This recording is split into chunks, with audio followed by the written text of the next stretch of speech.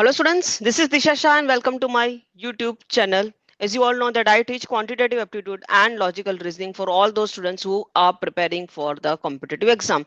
तो आप कोई भी एग्जाम के लिए कोई भी कॉम्पिटिटिव एग्जाम के लिए प्रिपेयर कर रहे हो एंड आपको क्वांटिटेटिव एप्टीट्यूड एक सब्जेक्ट है then this video this module this channel is for you. This is the fifth नहीं, this is the sixth module of the topic probability, and in this module we are going to learn about the binomial probability. So first let me share the screen with you.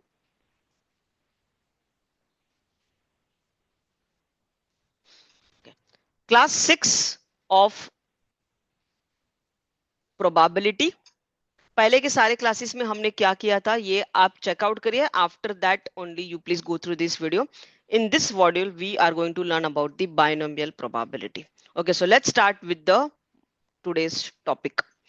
Now, the question is, a dice is rolled 5 times. Find the probability of getting head exactly 3 times. नहीं sorry, dice नहीं, एक minute. हाँ, head आएगा तो sorry, coin is toss ऐसा लिख देते हैं. ये गड़बड़ है थोड़ा इधर. Coin is tossed. A coin is tossed 5 times. Find the probability of getting head exactly 3 times. तो अगर हम एक कॉइन को टॉस करेंगे तो we will get 5 times toss करेंगे तो we will get 5 different output. Okay. When we toss a coin, we know that either we are going to head or we are going to tail. हमें क्या चाहिए? हम चाहते हैं कि exactly 3 जगह पे we should get head. Exactly 3 जगह पे हेड आने चाहिए. यानी कि ये 3 जगह कौन सी हो सकती है? ये तो ये पहली वाली 3 भी हो सकती है कि भाई पहले 3 में हेड आ गया एंड बाकी के 2 टाइम टेल आ गया. या फिर ऐसा भी तो हो सकता है कि पहले 2 बार हेड आया, फिर यहाँ हेड आया, बीच में कहीं टेल आया. और ऐसा भी तो हो सकता है कि लास्ट में 3 जगह पे हेड आया, बाकी की 2 जगह पे टेल आया. तो ऐसे तो बहुत सारी चीजें बन के आएगी. So here we have to use the concept of combination. Now out of this 5 places, ये जो 5 प्लेसेस है उसमें से हमें कोई भी 3 जगह पे हेड चाहिए, एग्जैक्टली 3 प्लेसेस पे. तो this can be done in 5C3 ways. Correct. 5 में से 3 जगह पे हमें हेड चाहिए, वो कोई भी 3 जगह हो सकती है. हाँ, इसमें ये अगर हेड यहाँ पहला वाला हेड यहाँ आ जाए, सेकंड हेड इधर है, तो उसमें सारे हेड में कोई डिफरेंस नहीं है. हेड तो हेड ही होता है, टेल टेल ही होता है. तो this is not 5P3, this is 5C3. क्योंकि ऐसा तो नहीं है ना कि ये first head H1 H2 H3 नहीं, हेड तो हेड ही होते हैं. सो दिस इज 5C3. तो 5 में से हमें 3 जगह पे हेड चाहिए, तो this can be done in 5C3 ways. Okay, now मान लेते हैं कि ये फर्स्ट 3 प्लेसेस पे हमें हेड आ गया. Suppose this is one of the arrangement which we want. Now, what is the probability that you toss a coin and you get head? That probability is half. Similarly second बार आपने coin toss किया और आपको head आया, उसके chances भी half है. Third time आपने कॉइन टॉस किया और आपको हेड आया, उसके चांसेस भी हाफ है. Fourth time you toss a coin and you got tail, that chances is half. And fifth time you toss the coin and you got tail, that chances is also half. ठीक है. तो यानी कि ये जो 3 जगह पे हमें हेड चाहिए, वहां पर can we say कि the probability is 1/2 into raised to 3, क्योंकि हमें फर्स्ट प्लेस पे हेड चाहिए एंड सेकंड प्लेस पे हेड एंड थर्ड प्लेस पे हेड एंड फोर्थ प्लेस पे टी एंड फिफ्थ प्लेस पे टी. And means multiplication. ठीक है. और बाकी की 2 जगह पे हमें टेल चाहिए. तो that probability is 1/2 into 1/2 can be written as 1/2 raised to 2. ऐसा बन जाएगा answer. Answer would be something like this. Right. चलिए एक और एग्जांपल देखते हैं. Chance of passing the interview is 2/3. Interview selection के चांसेस 2/3 है. इसका मतलब यह है कि इंटरव्यू में फेल होने के चांसेस 1/3 है. Yes. Now what is the probability of clearing the interview exactly 7 times out of 10 interviews. यानी कि आप 3 जगह पे इंटरव्यू देने जाते हो और मोटा मोटा 2 जगह पे पास हो जाते हो. आप 10 जगह पे इंटरव्यू देने गए हैं and what is the probability की exactly 7 times you clear the interview. अच्छा, ये 7 इंटरव्यूज कोई भी 7 हो सकते हैं. हो सकते हैं पहले के साथों क्लियर हो गए, या फिर पहले के 3 नहीं क्लियर हुए, बाद के 7 क्लियर हो गए. सो out of 10 interviews we want to get cleared in 7 interviews. So this can be done in 10 C7 ways. Correct? 10 C7 different options निकल के आएंगे. Now हम क्या चाहते हैं? हम चाहते हैं कि यानी कि ये 10 अगर है 1 2 3 4 5 6 7 8 9 10, तो सपोज ये केस बन गया कि पहला वाला क्लियर हो गया, second clear, third clear, fourth clear, fifth clear, last के 2 क्लियर हो गए, बीच में के 3 क्लियर नहीं हुए. सपोज ये चलेगा केस, बिल्कुल चलेगा. Now what is the probability of clearing the first interview? 2/3.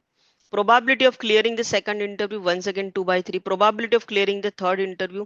अब देख रहे हो ये जो सारे के सारे इवेंट है, 10 डिफरेंट इवेंट, ये all this are independent of each other.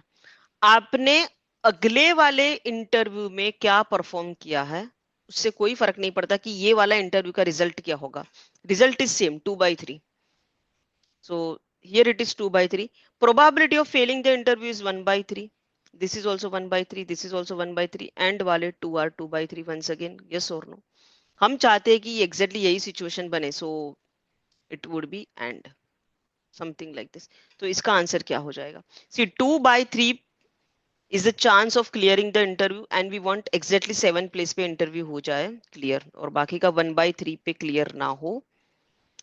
बाकी के 3 times we should not clear the interview और not clearing the interview का probability is 1/3. तो आंसर कुछ ऐसा बनेगा. अब देखो इसमें अगर कुछ भी आपको और डाल दिया जाता तो आपको डेफिनेटली एक आंसर आ जाता. 10 की जगह पे 11 हो जाता, ये 5 7 की जगह पे 6 हो जाता, still you would have got the answer. तो ये एक मैथमेटिशियन था, उसका नाम था जैकब बर्नौली. क्या नाम था? Jacob Bernoulli. बर्नौली नाम आपने सुना होगा, बर्नौल नहीं, बर्नौली. बर्नौली ब्रदर्स के नाम से जाने जाते थे. दोनों भाई थे और दोनों ने मैथ्स एंड फिजिक्स की दुनिया में बहुत काम किया है. तो ये जो जैकब बर्नौली भाई साहब थे, उन्हें इस वाले में एक पैटर्न दिखाई दिया. उन्होंने सोचा कि अरे ये तो क्वेश्चन सेम है, इसके अंदर एक पैटर्न है, तो क्यों ना इस पैटर्न को एक जनरलाइज बना के एक फॉर्मूला बना दिया जाए. अब देखो इसके अंदर और इसके अंदर एक पैटर्न दिख रहा है आपको, ये दोनों काफी सिमिलर है, ये दोनों पैटर्न है. तो उसको, इस पैटर्न को ध्यान में रखते हुए उन्होंने एक जनरलाइज फॉर्मूला बना दिया ताकि आप जैसे स्टूडेंट्स को तकलीफ कम हो एग्जाम में क्वेश्चन सॉल्व करने में. ठीक है. सो उन्होंने कहा कि अगर हम एक चीज बार बार करते रहे, सपोज एक का एक चीज ही बार बार हो रहा है, जैसे कि इस वाले केस में कॉइन टॉस हो रहा था. फर्स्ट केस में एक ही एक्टिविटी था जो बार बार हो रहा था, कॉइन टॉस, और इस वाले क्वेश्चन में बार बार वही चीज हो रहा था कि आप बार बार इंटरव्यू देने जा रहे हो. ठीक है. So if you are doing the same thing again and again and again and again, so suppose n times you are doing the same thing and number of times you need success is r, and if you know the probability of success in each trial, suppose इसको हम p मान ले, probability of success in each trial and probability of failure in each trial is q. तो उन्होंने एक general formula दे दिया. ये किसने दिया? इन भाई साहब ने, जैकब बर्नौली. उन्होंने एक जनरल फॉर्मूला दिया कि this can be done in NCR into P raised to R into Q raised to N minus R ways. ठीक है. यहां से अगर हमें प्रोबेबिलिटी निकालनी है तो ऐसे निकालेंगे, wherein N represents the total number of trial, R represents the number of times we want success, P represents the probability of success and Q represents the probability of failure. तो हम ये formula लगा सकते हैं. आपने देखा हमने यही फॉर्मूला इसमें भी लगाया था. Total number of times we roll the dice was 5, so यहाँ पर n 5 था. Number of times we want success, तो यहाँ पर हम मान लेते हैं कि getting head is the success. Head मिलना ये सक्सेस है, मान लेते हैं ऐसा. सो हमें सक्सेस कितनी जगह पे चाहिए? 3 जगह पे चाहिए. Probability of getting the success, success क्या है? Getting head. So probability of getting head is half, और हेड ना आए उसकी प्रोबेबिलिटी क्या है? उसकी प्रोबेबिलिटी भी हाफ है. तो आपने देखा हमने सीधा यही फॉर्मूला यूज करके यहां से आंसर निकाला है. ठीक है. So here we can use this formula. हाँ, ये फॉर्मूला ऐसा नहीं कि प्रोबेबिलिटी में हर जगह पे लगाते जाओ. ये फॉर्मूला कहाँ लगा सकते हो वो देखिए। हाँ, एक चीज का हमेशा ख्याल रखिए कि पी और क्यू का value sum of P and Q should be 1। ये 1 क्यों होना चाहिए ये देखते हैं। तो ये जो फॉर्मूला है इसको कहा जाता है बर्नौली ट्रायल। बर्नौलीज ट्रायल, क्या बोलेंगे इसको? Bernoulli's trial. Now when to use this formula? So Bernoulli's trials are random experiments in probability whose possible outcomes are only two types, such as success and failure, yes and no, true and false. तो ये Bernoulli trial सिर्फ वहां लगाया जा सकता है जहां पर सिर्फ दो आउटकम हो, सक्सेस और फेलियर हो, यस और नो हो, ट्रू फॉल्स हो। जैसे कि ये वाले केस में अगर हम देखें तो दो ही चीज बन रहा था, या तो आपको हेड आएगा या फिर टेल आएगा।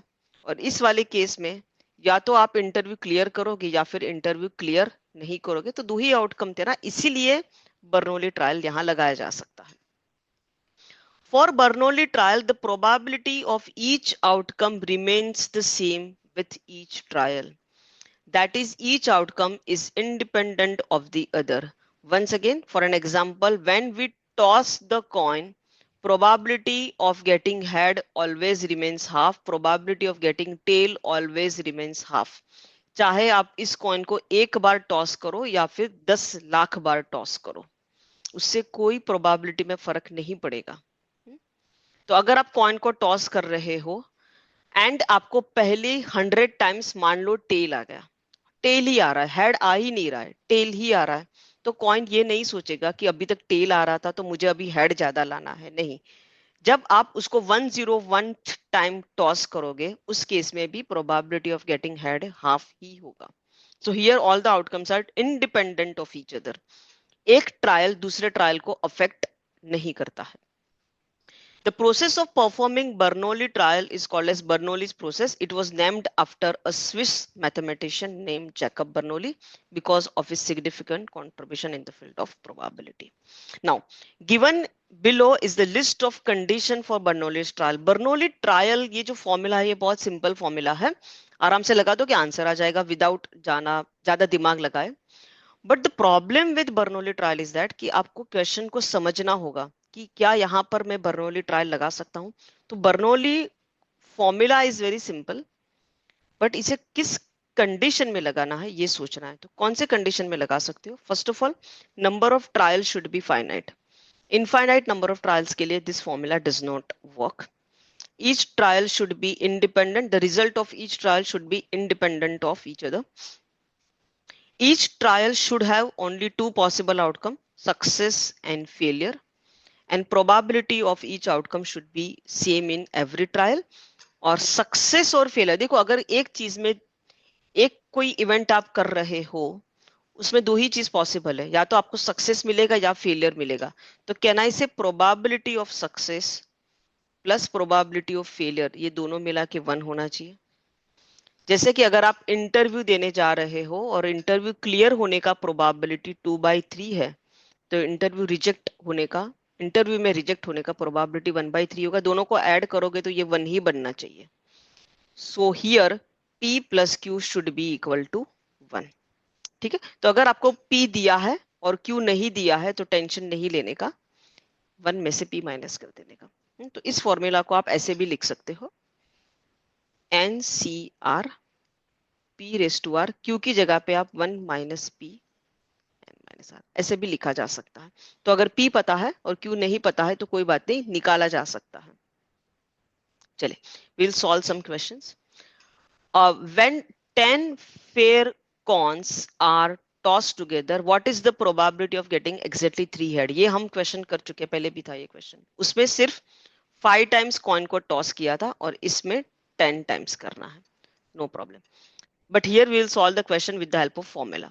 10 fair coins are tossed together. So here number of trial is 10. 10 बार ये हमें एक्टिविटी करनी है। What is the probability of getting exactly 3 head? तो मान लेते हैं कि head ये हमें सक्सेस है, ये हमारा सक्सेस है। So number of times we want success is 3. What is the probability of getting success? So हमें head आने की probability क्या है? 1/2 है। तो हेड ना आए यानी कि टेल आए उसकी प्रोबेबिलिटी भी 1/2 होगी। परफेक्ट, फॉर्मूला लगा देते हैं।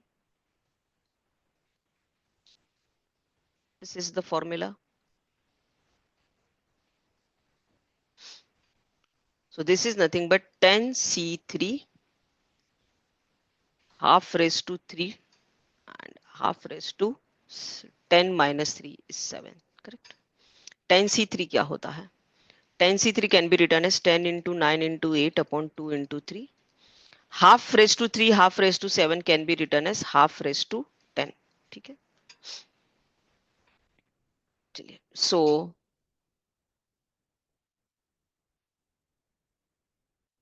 So basically this is 10 into 3 into 4 upon 2 raised to 10. ठीक है. 4 can be written as 2 square. So 2 square और 2 raised to 10 कैंसिल हो जाएगा तो 2 raised to 8 बचेगा. इसमें से 2 निकाल देते तो 5 बचेगा. इसमें से 2 निकाल देंगे तो 2 raised to 7 बनेगा. So answer is 15 upon 2 raised to 7. 2 raised to 7 का वैल्यू होता है 128. So this is the answer. Next. When 10 fair coins are tossed together, what is the probability of getting at most 3 head? Now this question is slightly different from the previous question. Previous question में क्या था? Exactly 3 head चाहिए था. यहाँ पर at most 3 head. ये once again NIMCET में आया हुआ क्वेश्चन है. At most 3 head. यानी कि 10 coins हम टॉस कर रहे हैं तो हमें मैक्सिमम 3 हेड चाहिए. Now when we toss 10 coins तो क्या क्या चीजें हो सकती है? हो सकता है हमें एक भी हेड ना मिले, नो हेड, या फिर हो सकता है एक जगह पे हेड आ जाए, या फिर 2 जगह पे आ जाए, या फिर 3 जगह पे आ जाए, या फिर 4 भी हो सकता है, लेकिन हमें 4 नहीं चाहिए, हमें तो मैक्सिमम 3 ही चाहिए. सो बस इतने ही केसेस बनेंगे. No head, 1 head, 2 head, 3 head. Okay. So इस वाले केस में since we don't want any head तो आर की वैल्यू 0 होगी, because here we want success 1 time, here we want success twice, and here we want success 3 times out of 10 fair coins. So n is equal to 10. Probability of getting head, so probability of success is half, and probability of not getting head, so probability of failure is also half. तो once again हमें यही formula लगाना है, लेकिन इसमें एक case बन रहा था, इसमें 4 केस बन रहे. That is the only difference. So this is nothing but 10 में से एक भी बार सक्सेस नहीं चाहिए,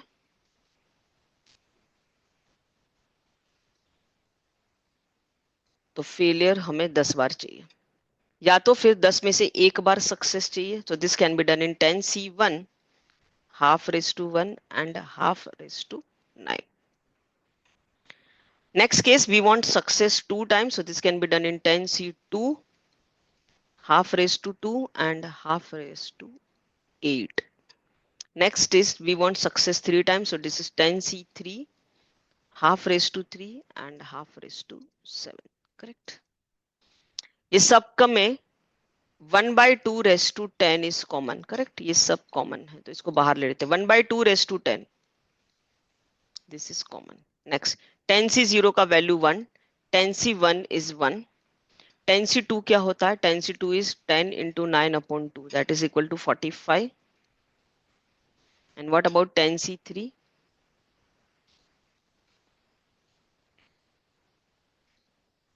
120. ठीक है, तो ये बन गया अपना answer. 120 plus 10, 130, 130 plus 40, 170, 175, 176. So 176 upon 2 raised to 10. अच्छा, ये नंबर किससे डिवाइड हो रहा है? This number is divisible by 4, this number is divisible by even 16. ये नंबर 16 से डिवाइड हो रहा है. So 16 से डिवाइड करोगे तो ये 16 into 11 upon 2 raised to 10. 16 can be written as 2 raised to 4.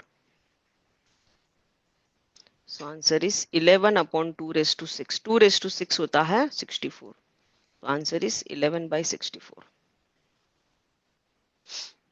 Answer is 11 by 64. Next. Once again, this is also an IMSET का question. A man is taking a step forward with probability of 0.4 and backward with probability of 0.6. तो एक इंसान के chances है कि वो आगे का स्टेप ले, दैट चांसेस इज 0.4, और वो पीछे चला जाए, उसके चांसेस है 0.6। 0.4 प्लस 0.6 करोगे तो 1 आएगा। इसका मतलब है कि या तो वो आगे जाएगा या फिर वो पीछे जाएगा, या तो एक स्टेप आगे जाएगा या फिर एक स्टेप पीछे जाएगा। आगे जाने का प्रोबेबिलिटी 0.4, पीछे जाने का probability 0.6। Probability at the end of 11 steps that he is one step away from the beginning। तो अगर उसने यहां से स्टार्ट किया है, सपोज ये उसका स्टार्टिंग पॉइंट है और उसे 11 स्टेप्स लेने हैं, ठीक है, 11 स्टेप्स में वो आगे भी जा सकता है, पीछे भी जा सकता है, बट कंडीशन क्या है, he should be one step away from the beginning. मतलब या तो वो यहां होना चाहिए एक स्टेप आगे, या फिर यहां होना चाहिए एक स्टेप पीछे। इसका मतलब क्या हुआ कि ये 11 स्टेप्स में से अगर वो 5 बार फॉरवर्ड जाए और 6 टाइम्स बैकवर्ड जाए, तो कहना इसे वो यहां पहुंच जाएगा, अपने एक स्टेप पीछे चला जाएगा। या तो फिर अगर वो 6 टाइम्स फॉरवर्ड चला जाए और 5 स्टेप्स बैकवर्ड लगा ले, तो वो अपने स्टेप से एक स्टेप आगे होगा। But in both the case he is one step away from the beginning. तो दो केस बन रहे हैं। तो वी वांट, अगर हम मान ले कि फॉरवर्ड को हम अपना सक्सेस मान ले, तो backward is are failure.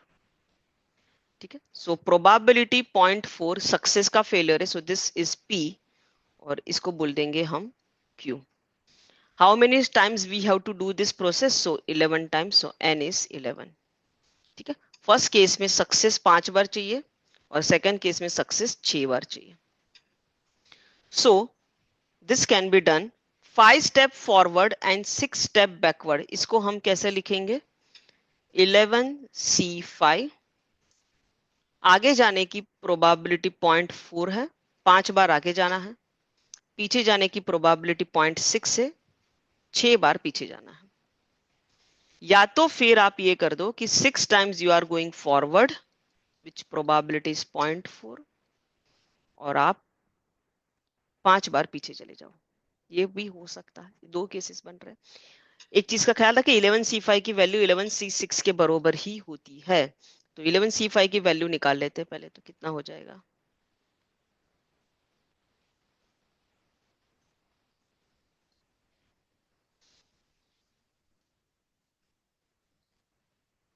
This is 11C5 correct. 4 into 2 8, 3 और 3 कैंसिल, 3 और यहाँ से कैंसिल हो गया, तो ये कितना बन गया, 21 into 11। 21 into 11 is nothing but 2331।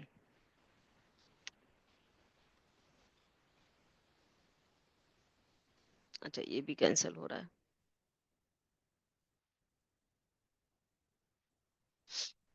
एक मिनट, तो ये क्या हो गया, सब कैंसिल हो गया ना। सो दिस इज नथिंग बट 7, एक मिनट, वेट वेट, इसमें वापस करते एक बार, मिस्टेक ना हो जाए, कहीं गलती ना हो जाए। So 11C5 is nothing but 11 into 10 into 9 into 8 into 7, 5 times लिखा, ठीक है, and this is nothing but 2 into 3 into 4 into 5, 4 2 8 cancel, ये 3 कैंसिल, और ये 5 को कैंसिल करेंगे तो 2। तो basically it is 7 into 3 21, 21 into 2 is 42, और 42 इंटू 11 हो जाता है 462। तो 462 बन रहा है, यस। आप देख रहे हो हर जगह पे वैसे ही 462 आ रहा है, so this is correct. So 11C5 and 11C6 are common, तो हमने 11C5 को बाहर ले लिया, यानी कि 462 को बाहर ले सकते। 0.4:5 एंड 0.4:6 में 0.4:5 को भी बाहर ले लेते हैं, एंड 0.6:6 एंड 0.6:5 उसमें से भी 0.6:5 को बाहर ले सकते हैं, तो अंदर बच जाएगा 0.6 plus 0.4।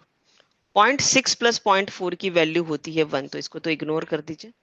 So answer is 462 into 0.4 into 0.6 can be written as 0.24:5। So option B is the correct answer.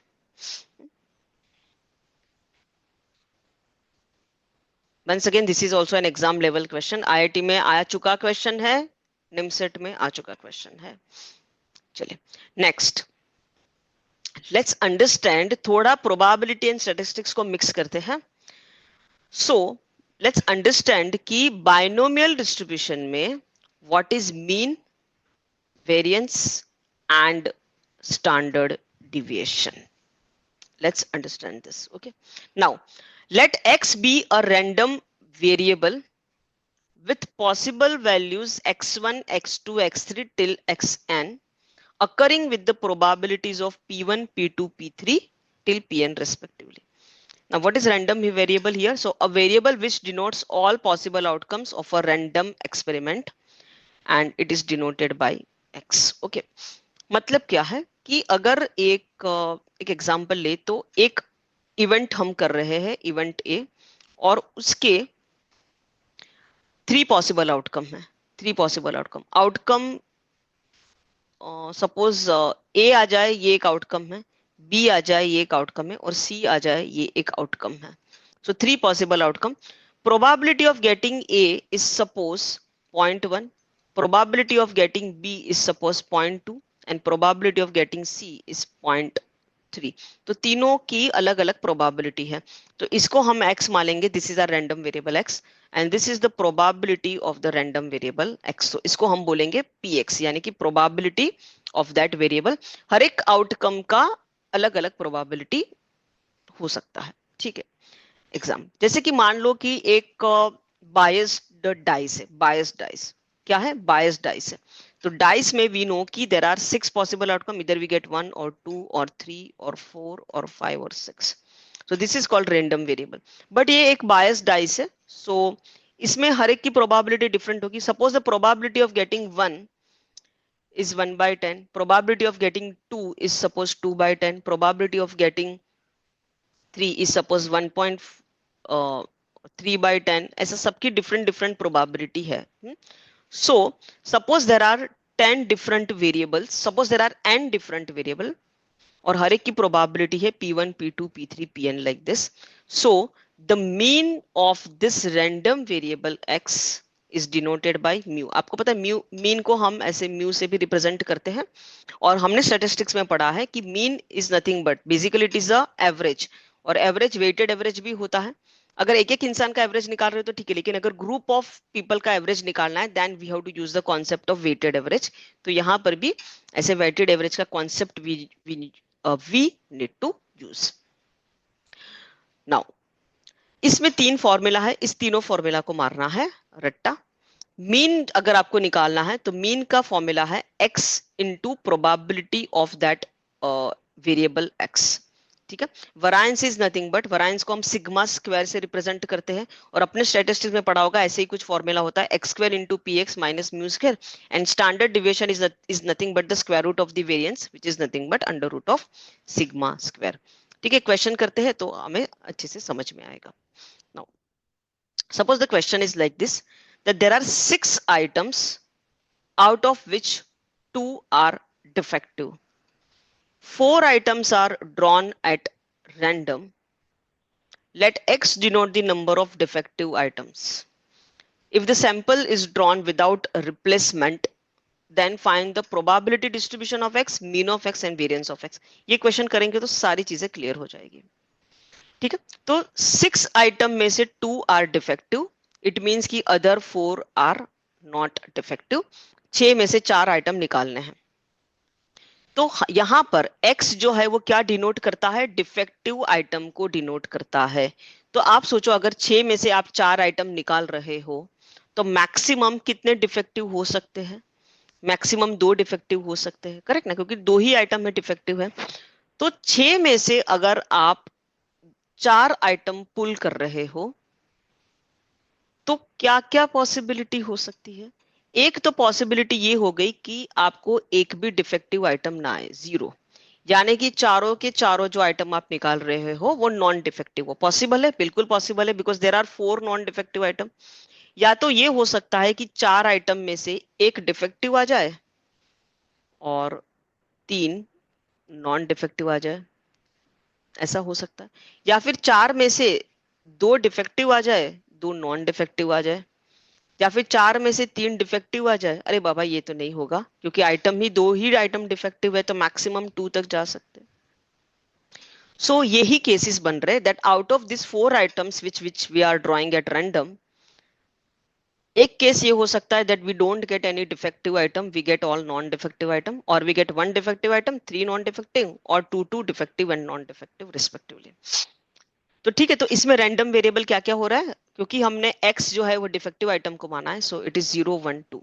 Now अगर हमें निकालनी है इस प्रोबेबिलिटी ऑफ x की कि हम 6 में से 4 आइटम निकाल रहे हैं, तो क्या प्रोबेबिलिटी है कि हमको एक भी डिफेक्टिव आइटम ना मिले। Now what is the total possible outcome, we are drawing 4 items out of 6, so can I say the total possible outcome, it is fixed, it is 6C4, correct। 6 में से 4 item निकालने हैं। Now first case में क्या चाहते हैं हम चाहते हैं कि एक भी डिफेक्टिव ना आए, चारों के चारों नॉन डिफेक्टिव आ जाए, यानी कि ये जो 2 डिफेक्टिव आइटम में से एक भी हमारे हाथ ना लगे, and we should get all the 4 non-defective items, so this can be done in this many ways, this is our favorable outcome, और ये हो गया total possible outcome। Similarly, probability of getting 1 defective item is 2C1, and other 3 should be non-defective. So this can be done in 4C3 ways. And probability of getting 2 defective item and 2 non-defective item is this. तो सबसे पहले तो हम क्या करते हैं, इसकी value निकाल लेते हैं। पहले तो 6C4 की वैल्यू निकाल लेते हैं। 6C4 can be written as 6C2. So 6C4 का वैल्यू is 15। ठीक है, तो इसकी वैल्यू क्या हो जाएगी, पहले इसकी वैल्यू निकालते हैं। 2C0 is nothing but 1, 4C4 is also 1, and 6C4 is 15. So this value is 1 by 15. Similarly, 2C1 is 2, 4C3 can be written as 4C1, so that is also 4, and divide by 15. So this is 8 by 15. And 2C2, that value is 1, 4C2 की value कहाँ निकाले, यहाँ निकाल लेते हैं, 4C2 6. So 1 into 6 divided by 15. So this is nothing but 6 by 15. ठीक है,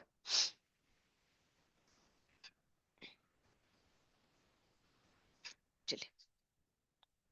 now अभी देखिए हमें मीन निकालना है। मीन क्या कहता है, the formula is x into P x, तो x इंटू पी एक्स करना है। What is x into P x, so 0 into 1 by 15 is 0, 1 into 8 by 15 is 8 by 15, and 2 into 6 by 15 is 12 by 15।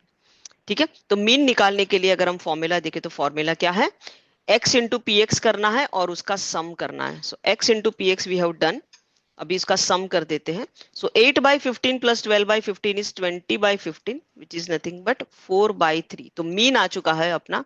अच्छा, ये जो probability distribution of x क्या कहते हैं, this is nothing but the probability distribution of X, ये this is the probability distribution of X, और उसमें से हमें एंड में हमें निकालना था मीन, तो मीन का वैल्यू आ गया 4 by 3। Next find the variance of X, variance of X. Now अगर हम फॉर्मूला देखें तो वेरिएंस ऑफ एक्स का फॉर्मूला क्या है, it is nothing but X square into P X का सम।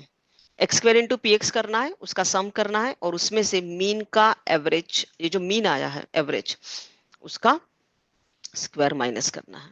ठीक है, so first of all we need to do X square into P X. X square into P X कितना हो जाएगा, first one is 0, next is 1 into 8 by 15 is 8 by 15, and x is 2, so x square is 4, तो 4 into 6 by 15 is 24 by 15। अगर इसका हम सम कर दे, सम करें तो 32 by 15। सो अपना वेरिएंस आ जाएगा, वेरिएंस आ जाएगा 32 by 15 माइनस एवरेज का square, average is mean is 4 by 3, सो इसका स्क्वायर हो जाएगा 16 by 9। ठीक है, इसको सॉल्व करेंगे, 45 इज द एलसीएम, तो इसको 3 से मल्टीप्लाई करेंगे, इसको 5 से मल्टीप्लाई करेंगे, 32 into 3 is 96, 16 5 are 80 upon 45, so it is 16 by 45। This is the variance, ये आ गया अपना वेरिएंस 16 बाय 45। ठीक है, और अगर आपको ये भी पूछा जाता स्टैंडर्ड डिविएशन, तो आप क्या करते, इसका स्क्वायर रूट निकाल लेते, तो आंसर क्या हो जाता है इसका, इसका स्क्वायर रूट क्या हो जाएगा 4। 45 में से 9 बाहर ले लेते तो इट इज 3√5। तो ये हो गया इसका स्टैंडर्ड डिविएशन। ठीक है, this is the answer.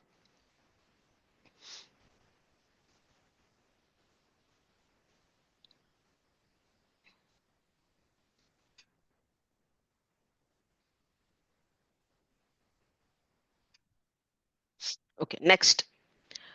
Mean variance and standard deviation in binomial distribution. So for binomial distribution, the mean variance and standard deviation, देखो mean हमें पता है, mean को we represent as mu and variance is sigma square and standard deviation is nothing but sigma only. ठीक है, तो mean का ये फॉर्मूला, जल्दी से वीडियो को पोस्ट करो और ये फॉर्मूला लिख दो। mean is nothing but n into p, variance is nothing but npq and standard deviation is under root of npq। ठीक है, ये हमें npq पता है ना, n क्या होता है, n is the number of trials, p is the probability of success and q is the probability of failure। Correct, so we know that कि p plus q हो जाना चाहिए 1। ठीक है, चलिए तो ये फॉर्मूला लिख लीजिए एक बार, np, mean is np, variance is npq। ठीक है, चलिए आगे देखिए क्या दिया है। The mean and variance of a random variable x having binomial distribution are 4. So mean यानी कि np is equal to 4 और आपको variance दिया है यानी कि npq is equal to 2. This is given to us, correct? x is equal to 1 यानी कि अपना ये जो r है इस केस में हम npx भी लिख सकते हैं। So x is equal to 1। ठीक है, तो पहली बात तो हमें क्या करना है यहाँ से, कौन कौन सी वैल्यू निकालने, देखो हमें ये फाइंड आउट करना है, N C X into P raise to X into Q raise to N minus X, ये फाइंड आउट करना है। Correct, here X is 1, this we know, X is equal to 1। हमें और क्या क्या निकालना है, हमें एक्स निकालना है, पी निकालना है और क्यू निकालना है, सॉरी एन निकालना है, एक्स तो already there, N P Q निकालना है। Now if you use this formula, so N P Q divided by N P, if we do then we can say कि q is equal to 2 by 4, so q is equal to half। now we know that कि q is half यानी कि failure की probability half है तो success की probability भी half होगी। करेक्ट, सो यहाँ से p भी निकल के आ गया, p is equal to half। now if p is equal to half, so if we use this formula we will get the value of n। so n into half is equal to 4, so n is equal to 8। तो सब मिल गया, q मिल गया half, p is half, n is 8, x is 1। so we'll put the value here, so we'll get the answer। so it is 8c1 into probability of failure is half 1, probability of success is half, and similarly probability of failure is also half, so raised to 7। 8c1 is nothing but 8 only and divided by this can be written as 2 raised to 8। ठीक है, चलिए 8 can be written as 2 cube, so it is 2 cube divided by 2 raised to 8, this is nothing but 1 upon 2 raised to 5। 2 raised to 5 की value होती है 32, so answer is 1 by 32। option A is the correct answer। so in this video we covered the binomial distribution, हमने Bernoulli style देखा and also we covered binomial distribution। So this was the 6th lecture of the topic probability। In the next module, we are going to solve very important, that is moderate to difficult wale questions। Moderate to difficult wale questions। This would be the last module of the topic probability। आपको लग रहा है कि आपकी इस quant की journey में ये वीडियो ने आपको हेल्प किया है तो प्लीज लाइक कर दीजिए, चैनल को सब्सक्राइब कर दीजिए and till then keep on practising math because math is easy. Thank you.